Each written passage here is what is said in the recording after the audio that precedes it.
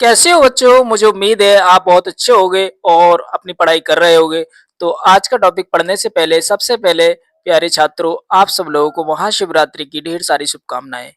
तो आज पढ़ते हैं बच्चों। आज का टॉपिक है हमारा पास्ट परफेक्ट कंटीन्यूअस टेंस और इसको समझेंगे कि कहाँ पर इसका यूज़ किया जाता है और किन परिस्थितियों में इनका प्रयोग करते हैं। तो कहाँ, कैसे, क्यों, इन सभी चीज़ों पर चर्चा करने से पहले समझते हैं कि इसकी डेफिनेशन क्या है। तो जब कोई कार्य भूतकाल में किसी निश्चित समय से पहले शुरू हुआ हो और कुछ समय तक जारी रहा हो, तो उस कंडीशन में पास्ट परफेक्ट कंटीन्यूअस टेंस का प्रयोग किया जाता है। चीजें आपको सेम देखने को मिलेंगी, लगभग लगभग जैसे पास्ट कंटीन्यूअस में देखते हैं और पास्ट परफेक्ट कंटीन्यूअस टेंस में देखते हैं। तो दोनों में चीजें लगभग समान देखने को मिलेंगी, लेकिन अंतर क्या होगा तो वो धीरे धीरे आगे बढ़ते हैं वीडियो में और समझते हैं कि इनमें अंतर क्या है। तो समझ गए, यानी कि कोई कार्य भूतकाल में किसी निश्चित समय से, यानी कि अब नहीं, कोई पहले, ऐसा लगेगा कि कोई कार्य आपको लगातार होना शुरू हुआ हो और कुछ समय तक जारी रहा हो, यानी कि चला भी हो वो कार्य और रुक भी गया हो। बात समझ में आ गई आप? इस समय वर्तमान में कुछ नहीं है। तो बच्चों आगे समझते हैं। सबसे पहले चलते हैं अफर्मेटिव सेंटेंस की तरफ, जिसे हम क्या कहते हैं, जिसे कहते हैं सकारात्मक वाक्य। क्या बोलते हैं बच्चों? सकारात्मक वाक्य। पहचान: हिंदी वाक्य के अंत में रहा था, रही थी, रहे थे आदि शब्द आते हैं। और देखने वाली बात यह है बच्चों कि परंतु भूतकाल में कार्य जारी रहने का समय दिया होता है। यही तो अंतर है पास्ट परफेक्ट कंटीन्यूअस टेंस में और पास्ट कंटीन्यूअस टेंस में। पास्ट कंटीन्यूअस टेंस में कोई भी टाइम ड्यूरेशन नहीं दे रखी होती है। यहाँ सिर्फ, यहाँ आपको टाइम मिलेगा, वहां कोई टाइम नहीं मिलेगा। अगर टाइम नहीं है तो सीधा पास्ट कंटीन्यूअस टेंस में बना देंगे, टाइम दे रखा है तो पास्ट परफेक्ट कंटीन्यूअस टेंस के नियम के अनुसार सेंटेंस को बनाएंगे। तो बात समझ में आ गई?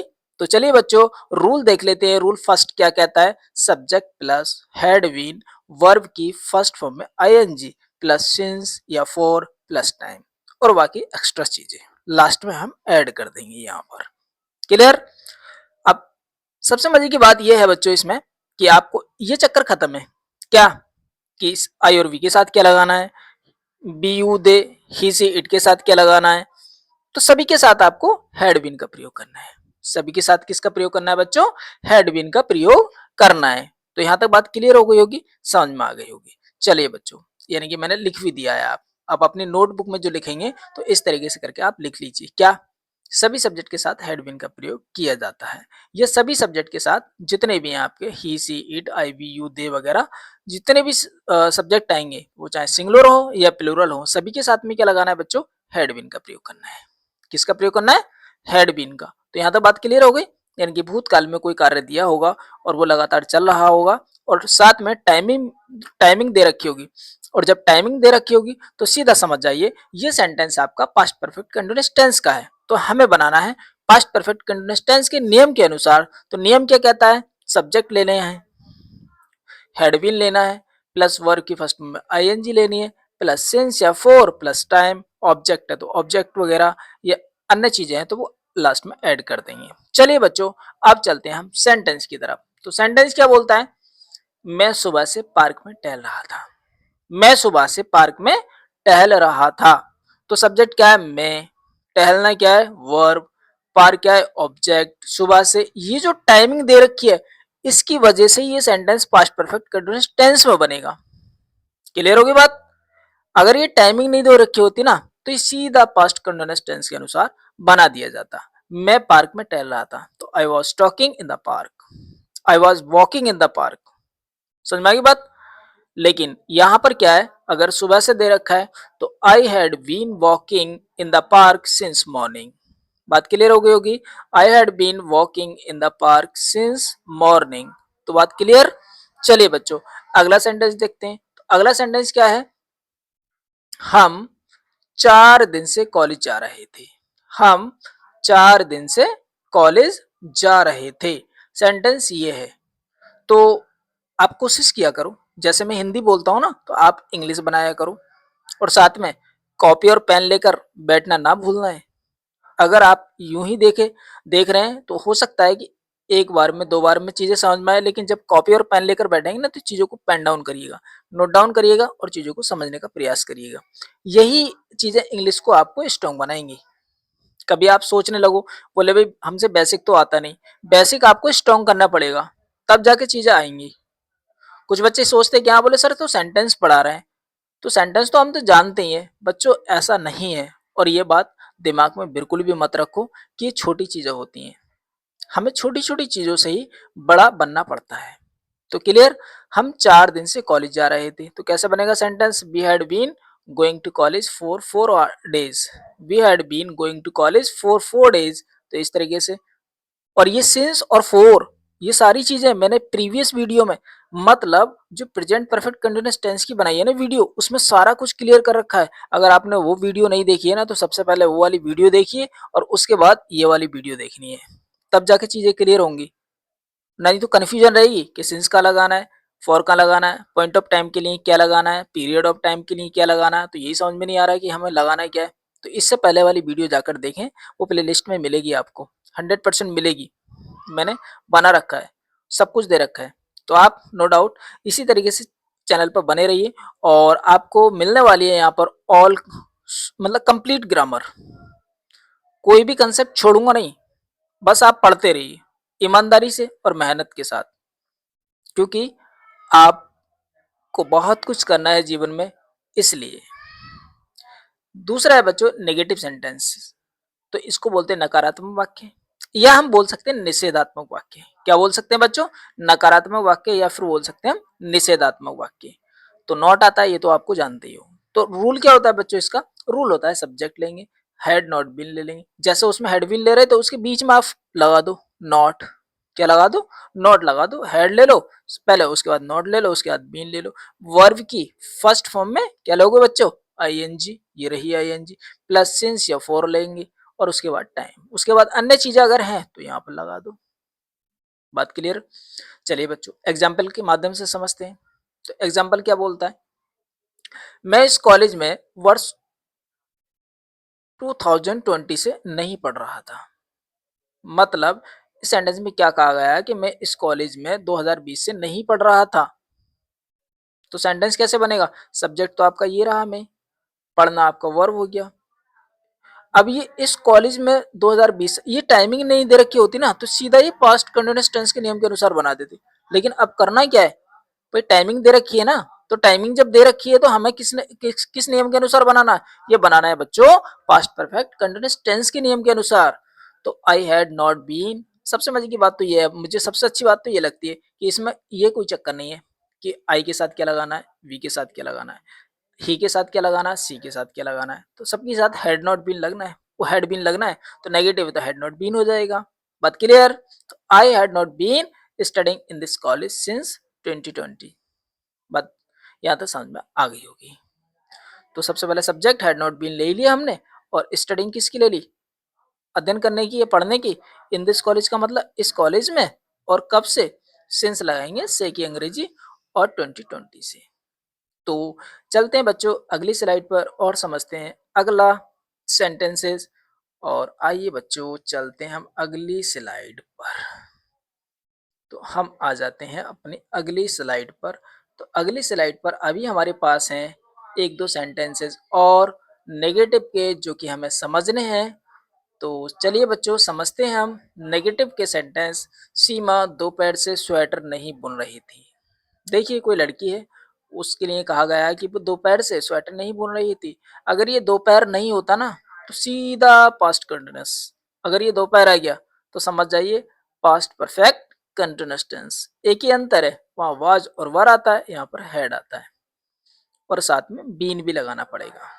तो Seema had not been knitting a sweater since afternoon. Knitting का मतलब होता है बुनना, के साइलेंट रहता है, और यहाँ से आप पढ़ना शुरू करिए एन से। Knitting a sweater since afternoon. तो बात क्लियर हो गई होगी, बाद में फुल स्टॉप लगा दीजिएगा। तो बच्चों चलते हैं अब अगले सेंटेंस की तरफ, जिसे बोलते हैं इंट्रोगेटिव। क्या बोलते हैं बच्चों? इंट्रोगेटिव। तो आप अपनी कॉपी और पेन लेकर बैठा करो और सारे नोट्स बनाया करो। और जो आपकी बुक है ना, आप किसी भी क्लास में पढ़ रहे हैं, आप चाहे 6 से लेके 12 तक किसी भी क्लास में है, नो डाउट सब में आपको देखने को मिलेंगे सेंटेंसेस। और यदि आपने स्टार्टिंग में ही, चाहे आप 6 में पढ़ रहे हैं, 7th में पढ़ रहे हैं, 8th में पढ़ रहे हैं, 9th में या 10th में या 11th में, और यदि 12th में ही पढ़ रहे हैं, तो नो डाउट आपको नोट बनाने चाहिए। आपसे आता है अच्छी बात है, नहीं आता है तो और प्रैक्टिस आपकी बेहतर हो जाएगी। नहीं आता तो आप सीख जाएंगे, और आता तो आपकी प्रैक्टिस बेहतर हो जाएगी। कहा भी जाता है बच्चों कि मैंने एक दो वीडियो में और भी बताया आपको क्या, कि practice make a man perfect. यदि जितनी प्रैक्टिस करेंगे उतने आप परफेक्ट हो जाएंगे, आपके अंदर परफेक्शन आएगा। तो चलिए बच्चों इंट्रोगेटिव की तरफ देखते हैं, जिसे बोलते हैं प्रश्नवाचक वाक्य, यानी कि इसमें प्रश्न पूछने का काम किया जाता है। तो देखिए ये शायद कलर थोड़ा सा डाउन सा रहा था, तो मैंने हाईलाइट किया है, तो आपको समझ आ जाना चाहिए। तो ये लिख रहा है बच्चों रूल नंबर थर्ड, ये लिख रहा है रूल नंबर थर्ड, साथ में हेड लिख रहा है, सब्जेक्ट लिख रहा है, प्लस वीन लिख रहा है, प्लस वर्ब की फर्स्ट फॉर्म में आईएनजी लिख रहा है, प्लस सिंस लिख रहा है, फॉर लिख रहा है, प्लस टाइम लिख रहा है, लास्ट में क्वेश्चन मार्क। इससे पहले मैंने डॉट डॉट ये लिख रखा कि जो भी और चीजें हैं वो यहाँ पर आ जाएंगी। तो समझ में आया होगा। तो एग्जाम्पल समझते हैं। क्या वह लड़की 2 घंटे से कविता याद कर रही थी? क्या वह लड़की 2 घंटे से कविता याद कर रही थी? लास्ट में क्वेश्चन मार्क लगाना मत भूलिएगा, ये गलती मानी जाती है, बोर्ड में भी इससे नंबर कम हो जाते हैं। तो आपके जिस विद्यालय में भी आप पढ़ते हैं और जहां भी आप पढ़ाई करते हैं, तो नो डाउट आप इसको याद रखिएगा, आपके टीचर इसमें नंबर कम कर लेंगे। तो had that girl been learning the poem for 2 hours, for 2 hours, तो हेड लेंगे सबसे पहले, वह लड़की के ले लेंगे आप क्या, दैट गर्ल, साथ में लगाना है आपको बीन, क्योंकि सब्जेक्ट के बाद वहां रूल में लिख रखा है बीन कहाँ पर आएगा, यहाँ पर। साथ में अब लगानी है बच्चों याद करने की अंग्रेजी, क्या आती है, लर्न, और लगानी है हमें क्या, लर्निंग। साथ में द पोएम, ये ऑब्जेक्ट के रूप में हम ये कह सकते हैं, the poem for 2 hours, for 2 hours का मतलब यानी कि जब कोई घंटे बताने हो तो उस कंडीशन में आप फोर का प्रयोग करेंगे। तो ये सब सारी चीजें मैंने पिछली वीडियो में आपको बता रखी है। क्या वकील साहब कुछ दिनों से न्यायालय नहीं जा रहे थे? क्या वकील साहब कुछ दिनों से न्यायालय नहीं जा रहे थे? तो इस तरीके का सेंटेंस है, लास्ट में आपको मिलने वाला है क्वेश्चन मार्क। तो समझ जाइएगा क्वेश्चन मार्क से कि ये इंट्रोगेटिव सेंटेंस है। तो इंट्रोगेटिव सेंटेंस यदि सिंपल वाला है, यानी कि डब्ल्यू टाइप नहीं है, यदि डब्ल्यू टाइप नहीं है, तो आपको क्या लेकर आना है, हेल्पिंग वर्ब, जिस सेंटेंस का भी है वो सबसे पहले आएगा, उसके बाद आपका सब्जेक्ट आएगा, और उसके बाद में अन्य चीजें आने वाली हैं। तो हैड द लॉयर, ये एडवोकेट भी यहाँ पे लिख सकते हैं, had the lawyer not been, क्योंकि मैंने ये नेगेटिव भी साथ में इंट्रोगेटिव दोनों लिखा है। पहले वाले वाक्य में तो सिर्फ सिंपल है, सिंपल इंट्रोगेटिव, और साथ में ये नेगेटिव प्लस इंट्रोगेटिव दोनों है। तो क्या वकील साहब कुछ दिनों से न्यायालय नहीं जा रहे थे? इतने इतने लेंथी सेंटेंस देखने को मिलेंगे आपको, तो घबराने की कोई बात नहीं है। 3 चीजें निकाल लो, सब्जेक्ट वर्ब ऑब्जेक्ट, बाकी चीजें ऐड नियम के अनुसार कर दो। तो हेड, यहाँ हेड ये बड़ा कैपिटल होना चाहिए, ये मैंने कैपिटल कर दिया। ठीक है बच्चों, आप कैपिटल लिखेंगे। हैड द लॉयर, क्योंकि गलती से मुझसे बाय लिख गया था पहले, तो इसलिए ये हेड स्मॉल रह गया, और आप जो है ना इसको कैपिटल लिखेंगे, क्योंकि जब किसी भी शुरुआत की करते हैं, ये पंचुएशन एरर कहलाते हैं। यही गलतियां हमारी क्या कहलाती हैं बच्चों, पंचुएशन कहलाती हैं, पंचुएशन एरर। ये हाई स्कूल में आपको देखने को मिलेंगे एक दो सेंटेंस, जब आप हाई स्कूल की परीक्षा देंगे या देने जा रहे हैं, या आपने परीक्षा दे दी है। तो had the lawyer not been going to the court for some days, कुछ दिनों की क्या लगाएंगे बच्चों, सम डेज। तो मुझे उम्मीद है ये सेंटेंस आपको समझ में आया होगा। तो अगला सेंटेंस समझते हैं बच्चों, क्या है, W S type. W S type का मतलब वही जिसमें वॉट आ जाए, वेयर आ जाए, वेन आ जाए, हु आ जाए, हुम आ जाए, हुज आ जाए। तो ये जो जितने भी क्वेश्चन मार्क वाले वर्ड होते हैं, क्वेश्चन वर्ड, वो सबसे पहले आते हैं। मुकेश 3 घंटे से क्या पढ़ रहा था? मुकेश 3 घंटे से क्या पढ़ रहा था, लास्ट में क्वेश्चन मार्क। अब क्या करना है बच्चों, ये क्या अगर बीच में आ जाए तो सबसे पहले अंग्रेजी आती है इसकी, ये भाई साहब बहुत उस्ताद है, ये भाई साहब बहुत तेज और चालाक हैं। वो अगर बीच में भी आ गए नहीं, तो सबसे पहले आएंगे इंग्लिश में। लेकिन अगर शुरुआत में आ जाए क्या, तो वो सेंटेंस के नियम के अनुसार आपको सेंटेंस बनाना है, इंट्रोगेटिव के नियम के अनुसार। लेकिन अगर क्या बीच में आ जाए, तो जिस सेंटेंस में भी क्या बीच में आ रहा है, तो सबसे पहले अंग्रेजी हम उसकी लेकर आएंगे, what, had, Mukesh, been reading for 3 hours. बात क्लियर हो गई? तो व्हाट हैड लेकर आएंगे, क्योंकि कौन सा सेंटेंस तैयार कर रहे हैं बच्चों हम आज? पास्ट परफेक्ट कंटीन्यूअस टेंस को। तो मुकेश, मुकेश के बाद में तुरंत बीन लगाना है, फिर आपको पढ़ने की अंग्रेजी लगानी है रीडिंग, यानी कि जिसे हम वर्ब कहते हैं। और बाद में फिर जो मैंने लिखता हूँ ना एग्जाम्पल में सिंस या फॉर, तो उस सिंस या फॉर में से आपको एक लेकर आना है। वो आप इस टाइम के अनुसार देख कर लगाना है कि आपको सिंस और फॉर किसके साथ लगाना है। मतलब पीरियड ऑफ टाइम है तो किस क्या लगाना है, और पॉइंट ऑफ टाइम है तो क्या लगाना है, ये पिछली वीडियो में आप देख लेना। अब इस तरीके के सेंटेंस आपको देखने को मिलेंगे। तुम कितने समय से पढ़ रहे थे? तुम कितने समय से पढ़ रहे थे? तो how long had you been studying? How long had you been studying? तो ऐसे बनाएंगे हाउ लॉन्ग, कितने समय से। कितने समय की अंग्रेजी आप ये लेकर आएंगे सबसे पहले, हाउ लॉन्ग। क्या बोलेंगे बच्चों? How long had you, had नियम के अनुसार हैड आएगा, यू सब्जेक्ट के अनुसार सब्जेक्ट है, बीन आपको इस सेंटेंस के अनुसार, और लास्ट में वर्ब आ जाएगा। जब और कोई चीज नहीं है तो नहीं जोड़ेंगे, हाउ लॉन्ग इस तरीके से सेंटेंस को बना देंगे। वह कब से रो रही थी? सिंस व्हेन, कब से रो रही थी? Since when had she been crying. रोने की अंग्रेजी यहाँ पर बीपिंग भी लगा सकते हैं, लेकिन हमने क्राइंग लगा दी है।